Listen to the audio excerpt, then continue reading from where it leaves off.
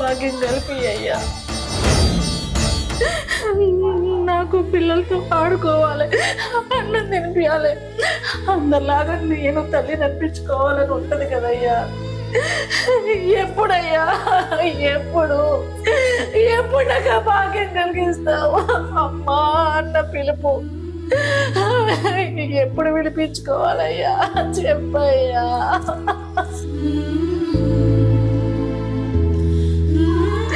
నీకే మొక్కులంటే ఆ మొక్కులు తీర్చుకుంటావు. ఈ జన్మకి భాగ్యం కలిగించయ్యా.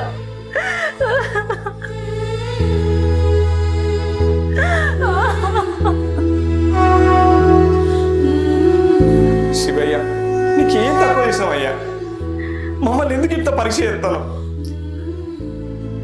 తండ్రి, నీవే మాకు దిక్కు, మాకు సంతానం ఈ దేవా.